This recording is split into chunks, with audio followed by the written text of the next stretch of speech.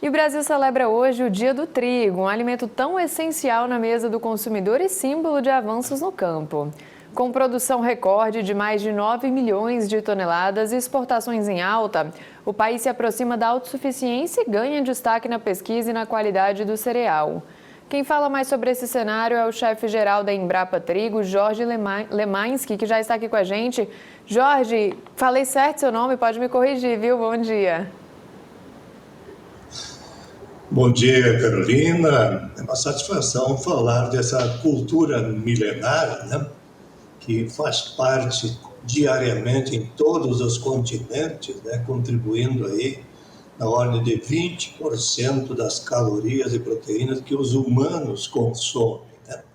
O trigo é um alimento, vamos dizer, quase que sagrado na mesa de todas as pessoas. E o Brasil tem uma agenda de demanda na ordem de 13 milhões de toneladas de trigo para a indústria moageira, para fazer o pão, para fazer o macarrão, para fazer o biscoito, né?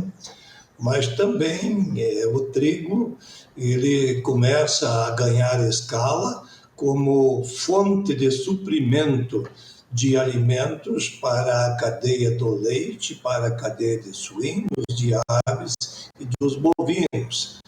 Entra como uma forragem na produção de pastejo para gado de leite e de corte, alimento conservado como pré-secado, como silagem e também para compor ração.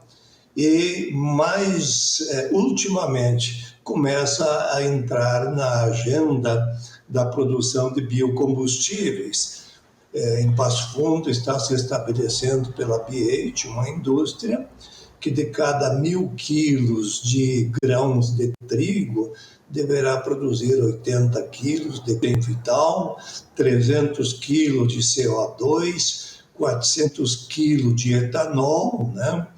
E na ordem aí de 220 quilos de DDGS, isto é, grão seco de destileria, farelo que deverá compor ração. Então, a bioeconomia, a economia circular acontecendo com a cultura do trigo neste momento. E quando a gente fala aí de fatores, né, para uma safra recorde, porque a gente comemora o Dia do Trigo com uma safra recorde, quais fatores foram determinantes para esse avanço? Clima, tecnologia, manejo, o que mais que contribuiu para esse resultado histórico?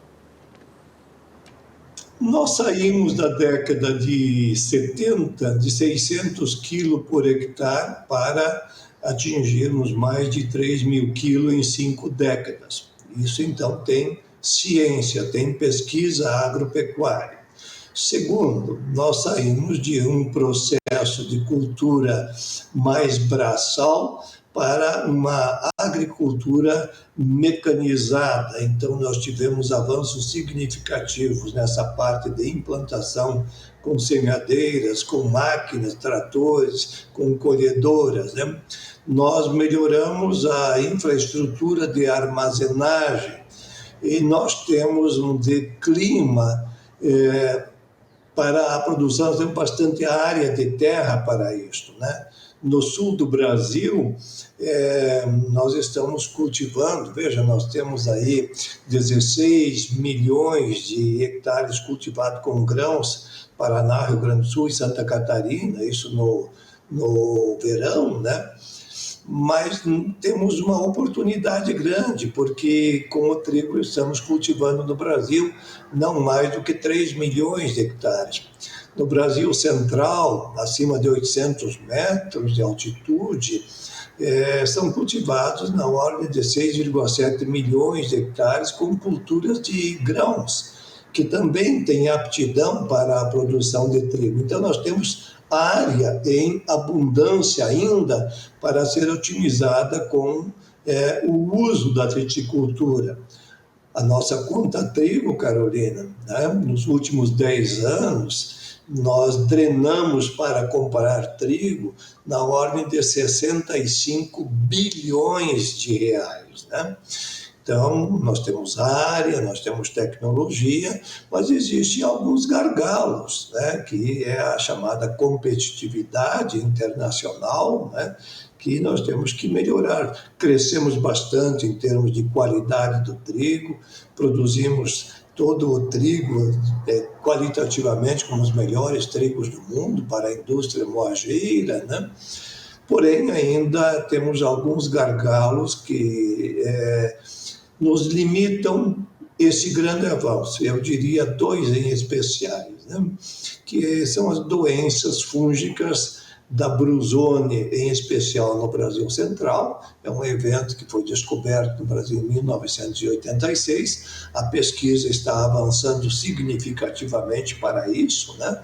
Os obtentores que trabalham com trigo e também a pesquisa agropecuária nacional, a Embrapa nacionalmente, com alianças estratégicas com o CIMET, com todas as organizações da ciência mundial, né?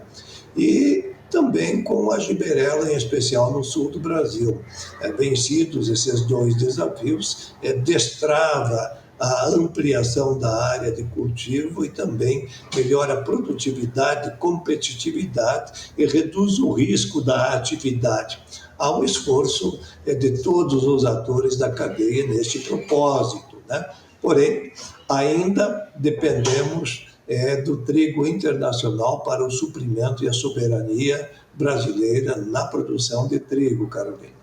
E hoje o país está mais próximo de se tornar autossuficiente em trigo, né? O que ainda falta para o Brasil, que o Brasil dependa menos das importações e consolide a sua produção interna, Jorge?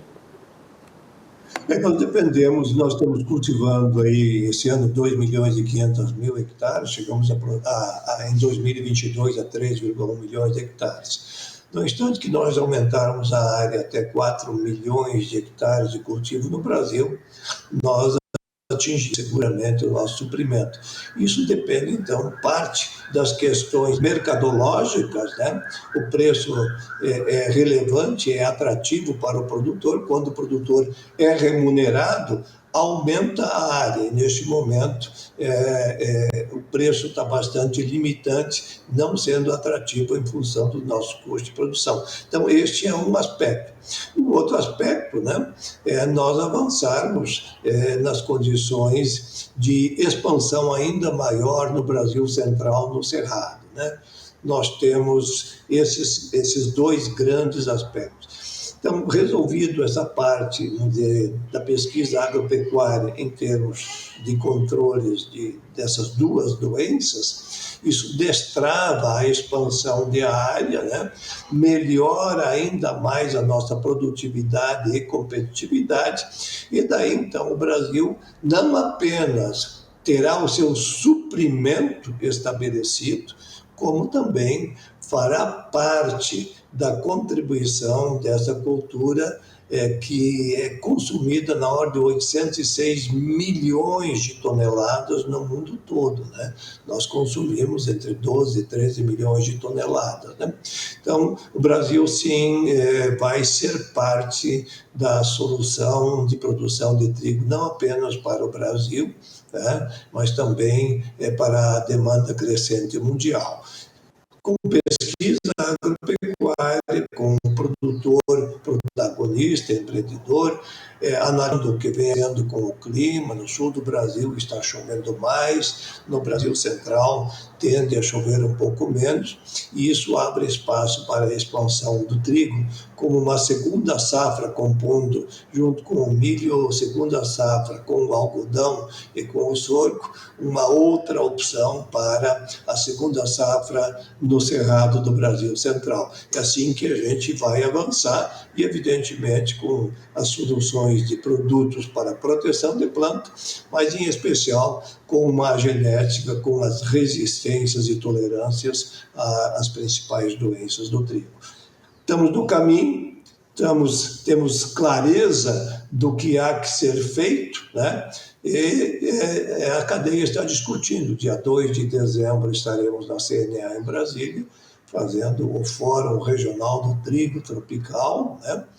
do Brasil Central, dia 4 de dezembro em Goiânia, no Fórum Goiano do Trigo Tropical, fazendo essas agendas, botando ciência, botando transferência de tecnologia, organização da cadeia, produção de semente, né, de qualidade, para que a gente possa, então, tornar o trigo um grande negócio do país. Tem tudo para acontecer.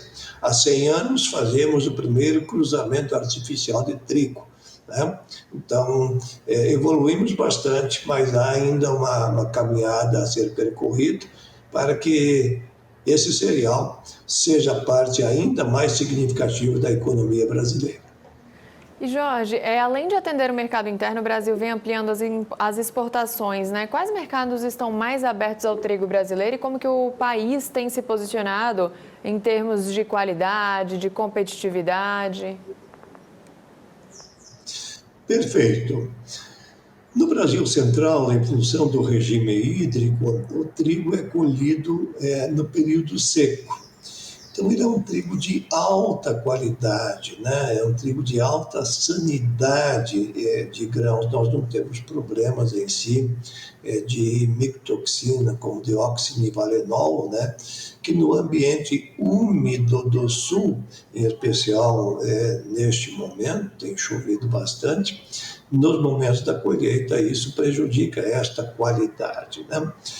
Então, o mercado para o trigo do Brasil Central tem liquidez, né? Avança, está se estruturando com a indústria moageira, né? E no instante em que nós tivemos maior escala de produção, nós já temos mercado internacional. Há que se citar que em 2022 o Rio Grande do Sul tem uma safra excepcional e foram exportados 3 milhões de toneladas de trigo para 14 países, né? Então, o Brasil também tem esse aspecto exportador de trigo, né? E vai continuar assim por aspectos logísticos, por aspectos fiscais. Há uma vantagem comparativa para o Rio Grande do Sul exportar, né, em função ainda do nosso arranjo tributário, que é limitante para que a gente do Sul coloque, por exemplo, trigo em São Paulo. A Argentina é mais competitiva para fazer nesse sentido, né? Então, esses arranjos vão acontecer, a reforma tributária vai mudar um pouco este cenário, né?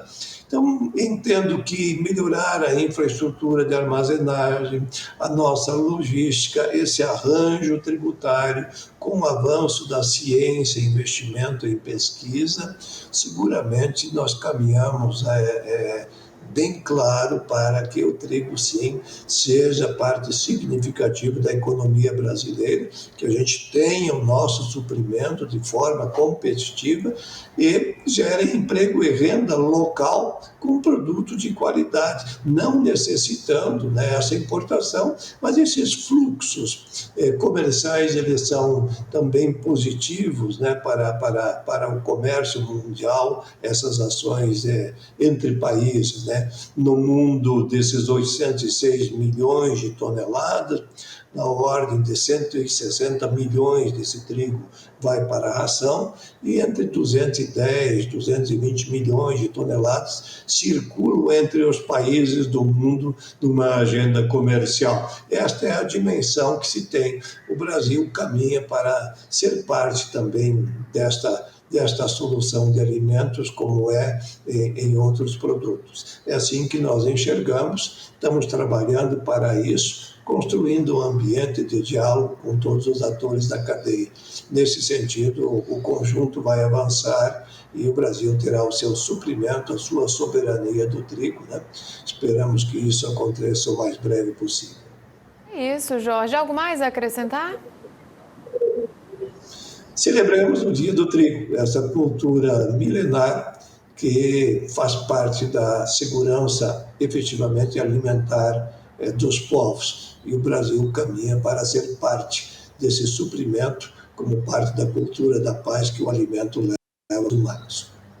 Isso, parabéns, viu, a todos os produtores, trabalhadores dessa área. Jorge, obrigada pelas informações, pela disponibilidade. Até uma próxima, viu?